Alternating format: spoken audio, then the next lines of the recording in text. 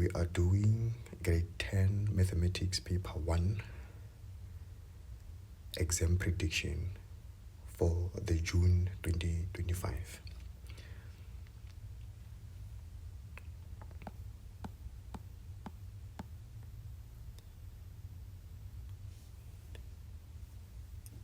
The question that we'll be looking at is question 2, following question 1 that we just have done in the previous video. Now, question 2 of our exam will really be focused on solving the unknown variable or variables. Usually, we call it solve for x problem, or if it's variables, we call it simultaneous equations. Now, they could also be exponential equations, so equations that will require us to know exponents, and also we will be dealing with a situation where we solve also inequalities. Now let us jump right into question 2 to see how to go about this.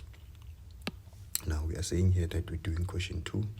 Now I will just allow me to erase this because we're not going to need this for this question here. It was from the previous question, so we are on 2.2 and we are looking at question 2.1, which says to us solve for x, and they give us here an equation in 2.1.1 that says 6x minus 2 is equals to a 14. Now the difference between question 1 and question 2 is that question 1 really looks at expressions, and expressions are just a combination of terms with the mathematical operations, meaning the positive, negative, multiplication, and division. Now, an equation now, which is part of what we deal with in question 2, involves expressions that are equal, meaning the right-hand side being equal to the left-hand side. You see here we're saying this side, which is the left-hand side, is equals to the right-hand side. Now, this will allow us to solve for this equation, meaning to find the unknown variable like x. Whereas in question 1, when you deal with expressions, we only can simplify, we can make expressions to look as simple as possible, right? Now, to go about doing this really, as I said, for us to solve for x here, it means we need to put x in one side of the equation as a variable, as a subject of the formula, right? Now, for me to do that, I will firstly start by taking the negative 2 so that it comes this side. Now, that means I'm going to then have a positive 2 when it comes to the side, because remember, when we take a number to the other side, it changes its sign. So this was negative, it will be a positive 2. So now if you say 14 plus a 2, that should give us a 16. So it means this side we're going to have a 16. And here we are going to be left with the 6x, because there's really nothing that we're doing there. Now the second step would be dividing by the 6, because remember, I can see that when I divide by the 6 on both sides, the 6 will cancel this side and I'm only going to be left with an x. And I'm dividing on both sides because remember, our rules for equations is that what you do on the left, you also do on the right. Now this would mean that I'm going to have x to be equal to, when you look at this, you can see that the number that would go in 16 and 6 would be a 2. If I divide by a 2 here, I'll get an 8. So I'm dividing the 16 by a 2, and I'm also dividing the 6 by a 2. So I'll get an 8 at the top, and here I'll get a 3 at the bottom, because 6 divided by a 2 is a 3. It goes 3 times. Now, when you look at this fraction, it's an improper fraction because the numerator is bigger than the denominator. Now, an improper fraction simply means that we have to turn it into a mixed fraction.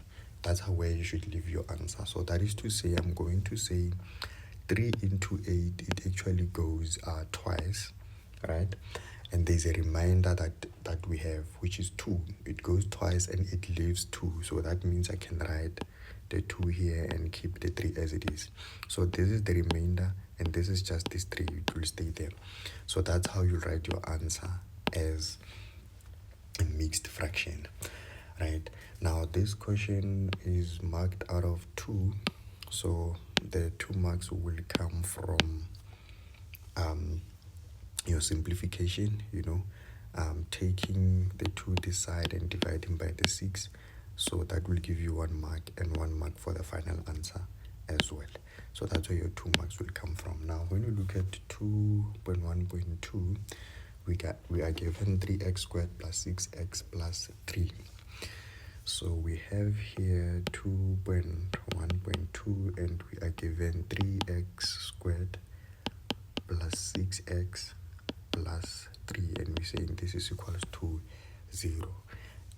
Just to double check, right? And again, if you look at this, is actually really a trinomial, and when we want to factorize trinomials, we know that we are going to have 2 factors like that are in brackets. Now the thing with trinomials is that we really have to look at our last term here and find factors for it. Now 2 numbers that you multiply that can give you a 3. Well, there's only 2 factors here. I'm going to have a 3 times a 1, and this gives me a 3. There are no any other factors, right? But the thing is that normally we should combine this either by adding or subtracting them so that they give us the middle term. But you can see that you can't add 3 and a 1 and get a 6 here. You can't even subtract 3 and a 1 and get a 6 there, right? So you can't do that. And there's only these 2 factors here because this thing is a 3. It doesn't have any other factors. So what we can do here is that we can realize that there's a 3 here. So this 3 will play a major role because this 3 suggests to us that if I were to write the factors here on the first terms, I'll actually have a 3x and an x here, because 3x and x actually gives me the 3x squared when I multiply them. And we know that when we multiply this 3x and a number that will sit here, we'll get some number then. So what I'm saying here is that this will be a trial and error problem, right? So the first thing that I'm going to do is that I'm going to do a trial and error. I'm going to put these numbers here in the brackets and see which one works out to give me this middle term. Right now, what I'm going to do here is that to notice that we have positive. That means here we're definitely going to have a positive and a positive. There's no negative involved here, right? Now, if I say this is a 3, meaning I take one of these vectors and I put it here, it means this here would be a 1, right? This would be a 1 here. Now, this would mean if I multiply this and this, I get that. Perfect. We are happy with that.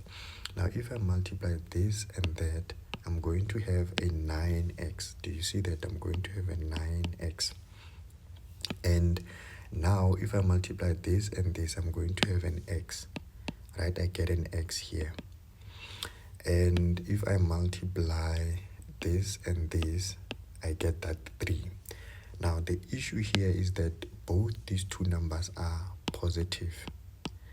And when you say 9 plus x, I get a 10x. Now, that's a problem because we don't have a 10x, that we actually have a 6x. Right? So this suggests that maybe we need to swap these numbers. Maybe we need to swap them so that now I have a 1 here and I have a 3 here, right? So let's do that again. This is the reason why I'm saying this is a trial and error. You have to sort of really test that. Now, remember this, we were happiness with that. Now here we're going to have a 3x. So now we have a 3x, it's a positive. And if I then now multiply these 2, I have a 3x again, which is a positive. So I have a 3x here, which is a positive. And again, if I multiply these 2, I still get that 3 as a factor. So that's perfect. Now, when I combine these 2 now, they give me a 6x, which is exactly what we have here, right? So these are the correct factors. I'm going to stick with those factors. Now, moving on from this would mean that we now are in a situation where we have factorized this trinomial. We have 2 factors, the 3x plus 3 and the x plus 1, and we're saying this is equals to 0. Now, to solve this one, we're going to say either 3x plus 3 is equals to 0, or x plus 1 is equals to 0.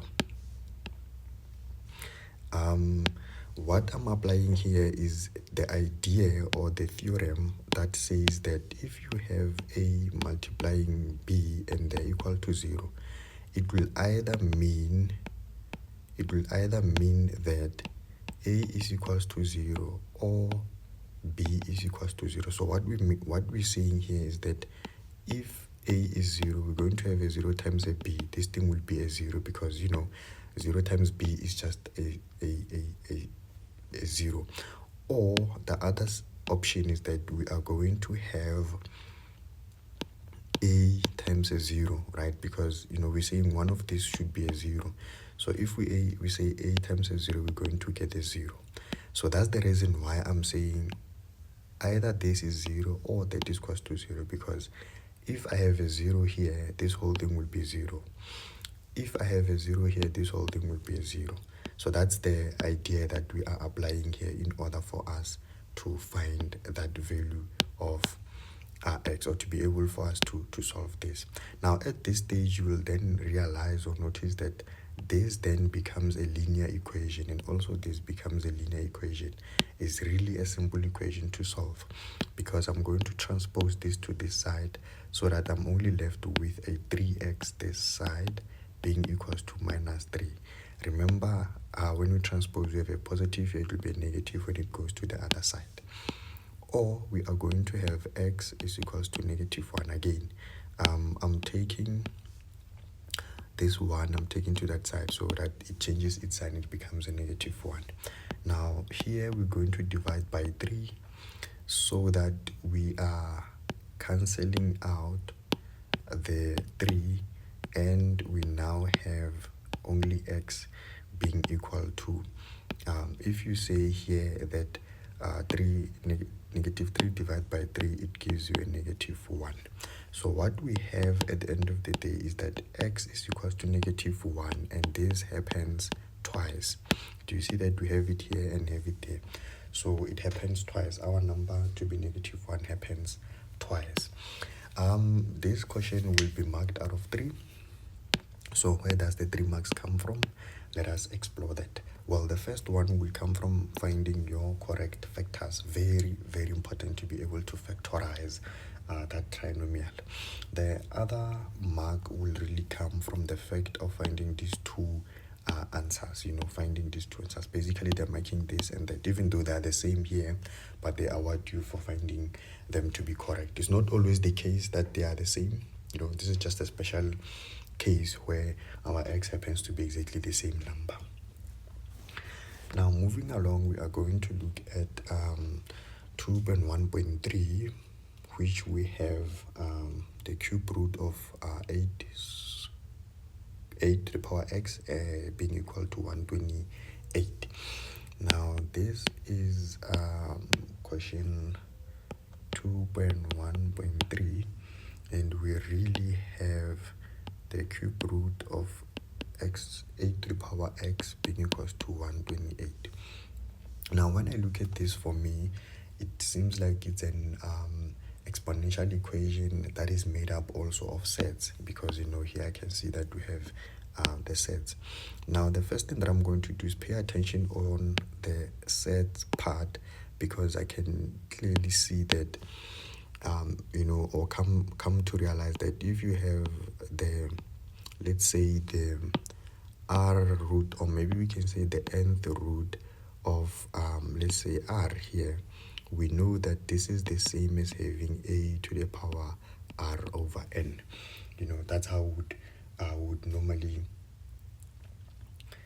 do that, right? That's a rule of sets that we know, right? To say you can rewrite that in that fashion, and that's exactly what I'm going to do here, to say I have 8 to the power x over 3, right? What was here is now here. What was outside the root is here, and what was the exponent becomes a numerator. That's the rule that we're going to use. Remember, there are other ways of doing this. Feel comfortable and feel free to explore those ways. And also on the memo, you will see those different ways of solving this problem. And this side we have 128. We have the 128. Now when I look at this, I can see that the 8 can actually be transformed or written as a power that is 2 to the power 3. So this can be written as 2 to the power 3, and then here I still have the x to the power 3. Remember, this is just this 8 here, but because I've turned it into a power, I then put the brackets to accommodate that number there. And also this side, I can see that 128 can actually be written as 2 to the power 7. Can be written as the power of 2 to the power 7. Now, there's something interesting that happens here. Remember that there's a rule that these two can multiply each other. There's a rule that says if you have a to the power r, and then you have n here is the same as a to the power rn, to say these two can multiply each other. Now, when we multiply this and this, you can clearly see that this and this would cancel each other. Because remember, the 3 is the same as 3 over 1, This is the same as 3 over 1 here. And obviously the 3 and 3 will cancel. Now, this would mean that then now we have 2 to the power x. We are only left with an x there, because we also apply the same rule that this one they cancel. I'm only going to be left with an x, because here I'm going to have a 1 times x, it will give you that x. Now from here we then have 2 to the power 7. Now there's an interesting observation here that we have to see or know. We are saying here that two powers are exactly equal, right? This power is equal to that power. Now, for these two powers to be equal, they must be the same. They must have the same numbers in them, and we can clearly see that the base here is the same, is 2. That means also the exponents must be the same, right? So if here we have a 7, then these two will be exactly the same. So that's why now I'm going to say the x should be equals to 7, because if the x is a 7 here, then I then have 2 to the power 7, 2 to the power 7, right? So that's how you'll find your value of x there. Now this question is 3 marks as well. Your very first mark will come from changing this set to exponential form, and the other mark will come from simplification, the fact that you worked around this and came to this part as well, where you turn this to 2 and simplifying that. And your final mark will come from finding the value of x. Now we are going to jump to 2.2, where we are told to consider an inequality, right? So we are given an inequality here that says that 5 minus x over 3 is less or equal to 2 times 2 plus x. Very interesting. Now we are on 2.2, and we are required to actually consider 5 minus x over 3 being less or equal to we have a 2 minus x, right?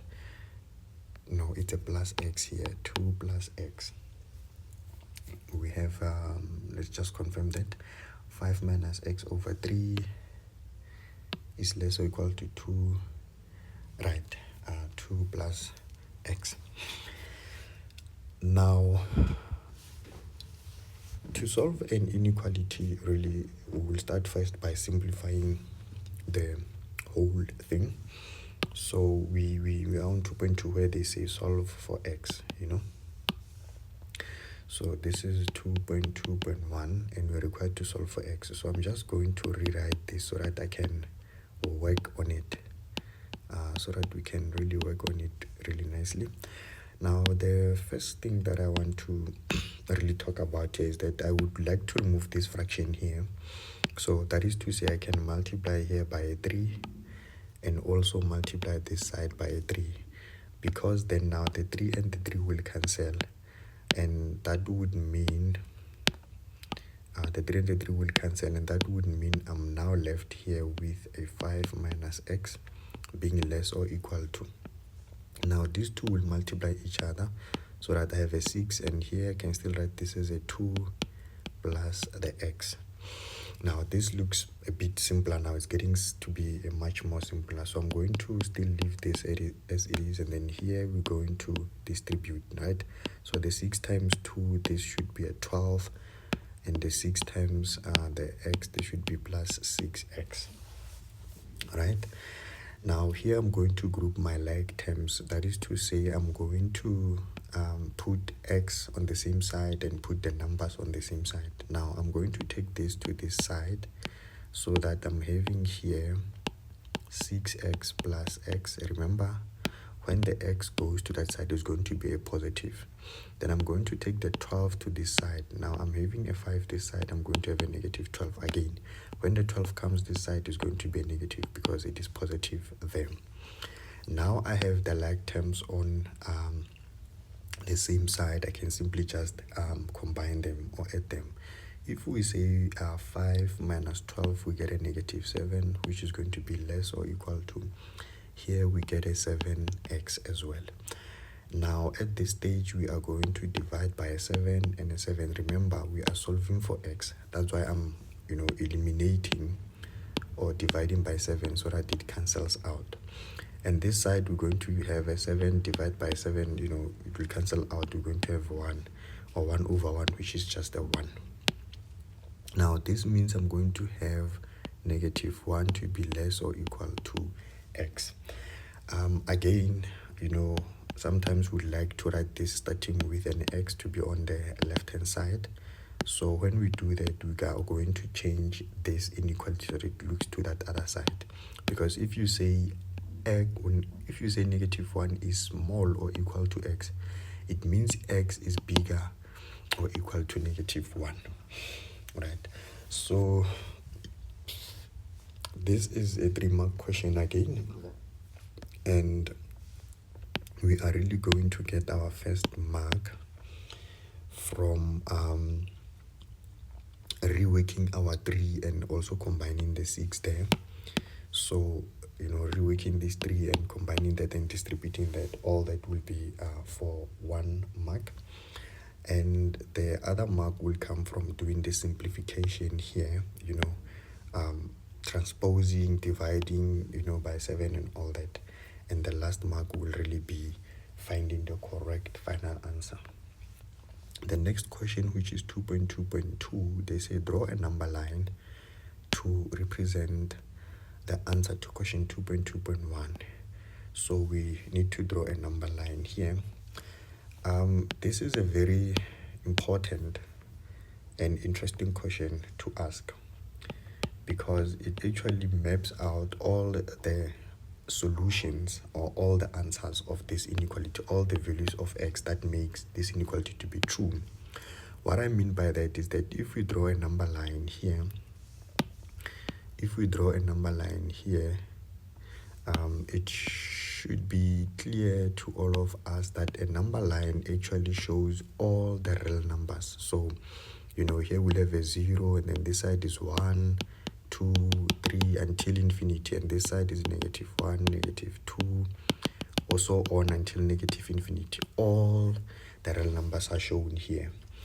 But in our problem, we are saying that we are interested from negative 1 here. We're saying the value of x for this problem should be negative 1. So that means I'm going to shade this to say our x should be negative 1 and any value that is less than negative 1. And any value that is negative 1. So what I'm saying is that from negative 1 here, right, that is the value of x. And then from there, we take any values that are smaller to negative 1.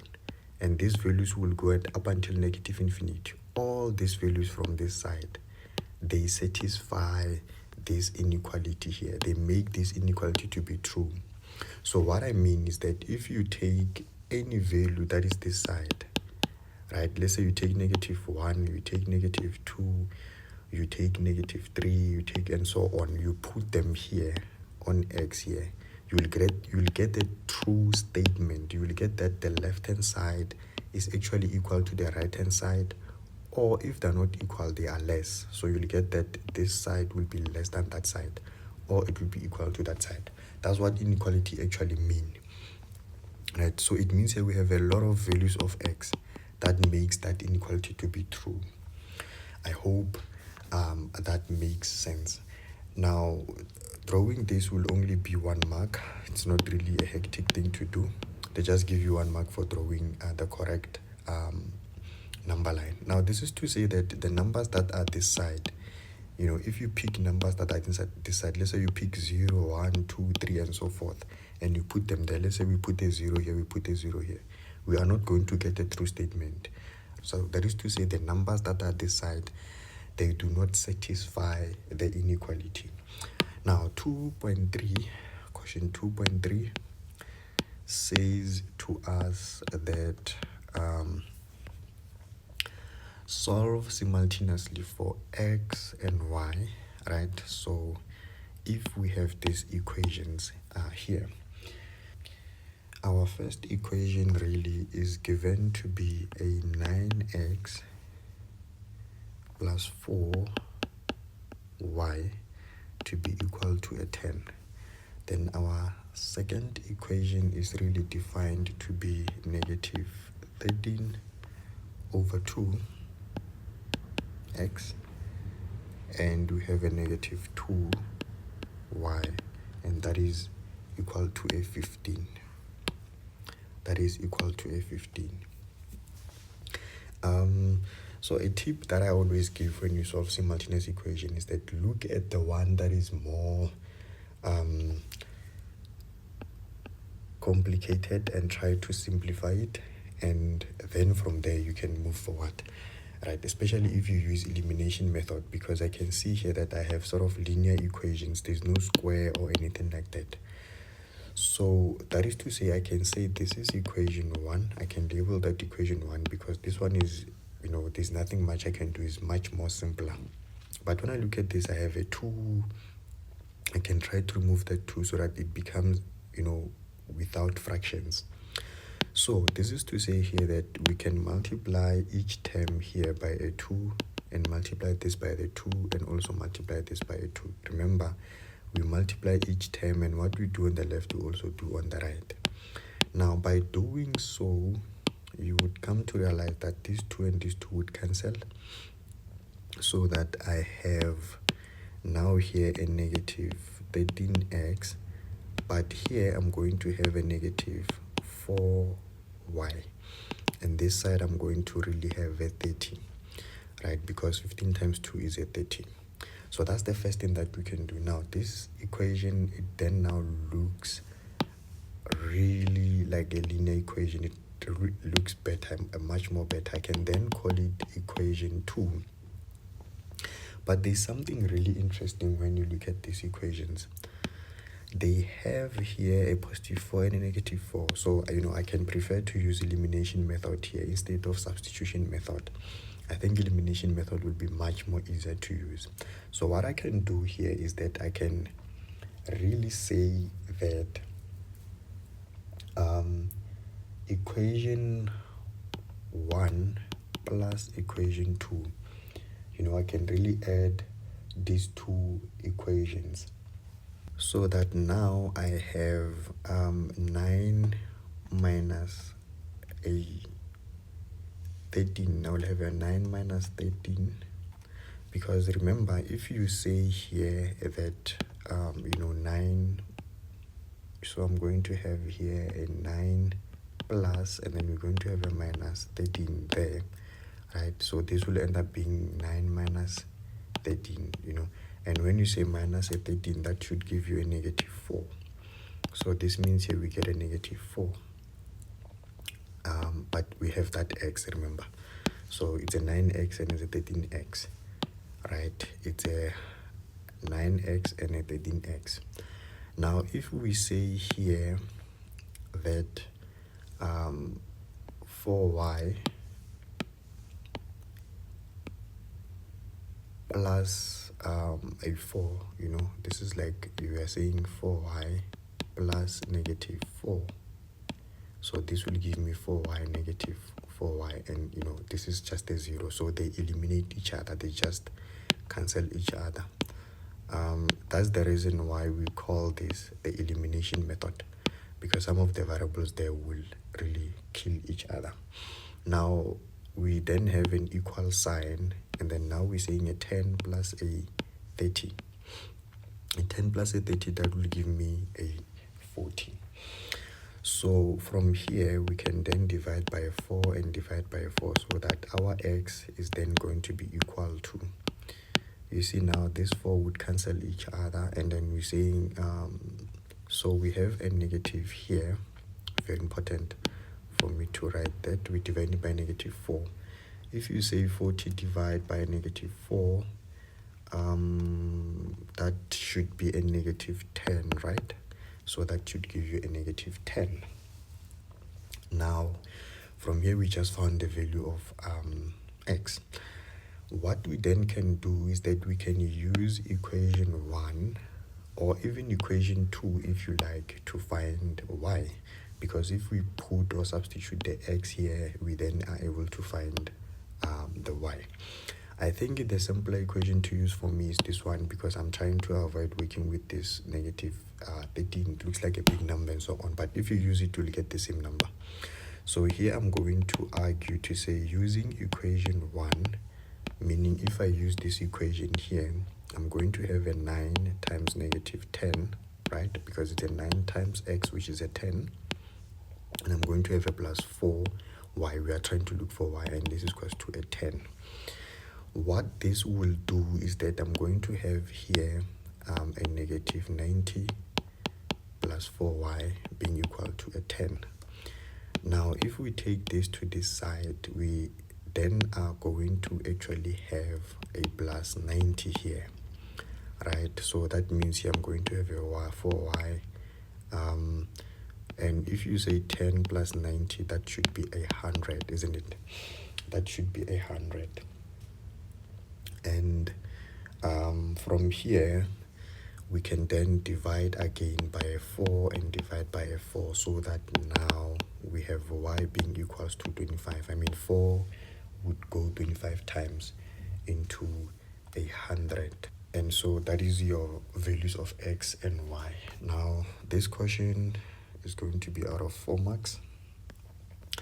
Let's look at where do we get all our marks.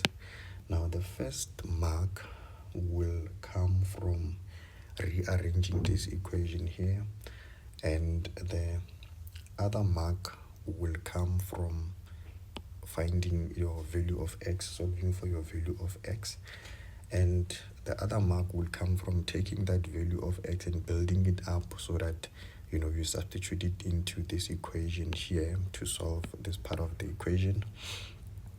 And that is your 3 marks, and the last mark will come from finding the value of y. Very important. Now that is the end of question 2. Stay tuned for question 3.